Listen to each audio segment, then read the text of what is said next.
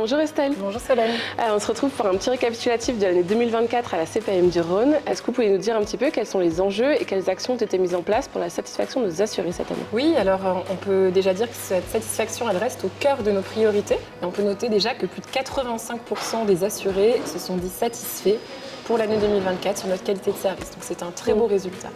En termes d'actions, je dirais qu'elles sont de deux types. J'ai envie de citer deux initiatives. La première que je citerai, c'est l'appli Carte Vitale, dont on a poursuivi la généralisation. Et on a désormais plus de 69 000 assurés qui ont utilisé la carte vitale dématérialisée pour se faire rembourser des soins sur l'année 2024. Et ça représente 700 professionnels qui ont répondu à cette demande. Et le deuxième projet qu'on peut citer, c'est toutes les actions qu'on a menées en termes de promotion de la santé, d'accès aux soins et de prévention, et notamment des appels qu'on a passés auprès de 14 000 assurés du Rhône pour les convaincre d'aller se faire dépister en termes de dépistage organisé des cancers. Cette action s'est aussi accompagnée d'informations auprès des pharmaciens, puisqu'ils peuvent délivrer des kits de dépistage du cancer colorectal. Donc on s'est vraiment mobilisé collectivement pour ces dépistages organisés. Alors on va parler professionnels de santé. Comment ont-ils été accompagnés cette année par la caisse primaire? Alors on a mis bien sûr plein de moyens pour accompagner nos professionnels de santé qui sont aussi une priorité forte. Et j'ai envie de citer deux projets pour 2024. Le premier, c'est l'ordonnance numérique, puisque un quart des ordonnances ont été émises par les médecins au format numérique. Et ce résultat nous permet d'être premiers au sein du réseau. Donc c'est un excellent résultat.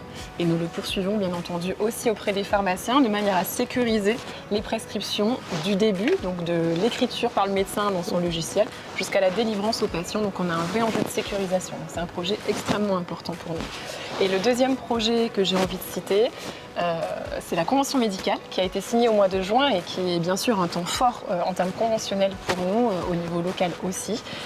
Bien sûr, il y a des engagements qu'on connaît, la consultation à 30 € qui est entrée en vigueur au mois de décembre, mais aussi des mesures pour favoriser l'embauche d'assistants médicaux.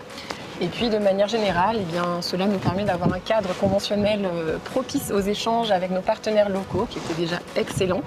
Et on a déployé en 2025 le service SOS-CJ dans ce cadre conventionnel qui se déroule très bien au niveau du Rhône.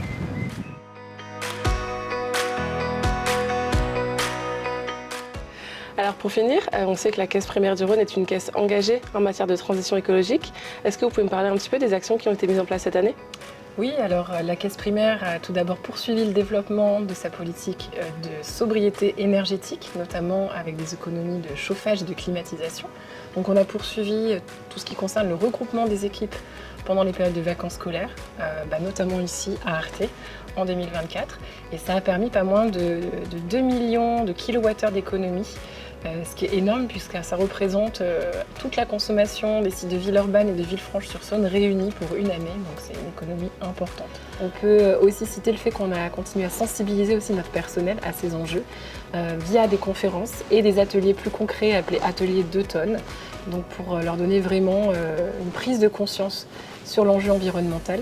Et on commence aussi à développer des projets en termes d'éco-soins et de santé environnementale. Et donc ça, ce sont des projets qu'on va continuer à travailler en 2025 et les années suivantes, aussi avec nos professionnels de santé et en termes de partenariat.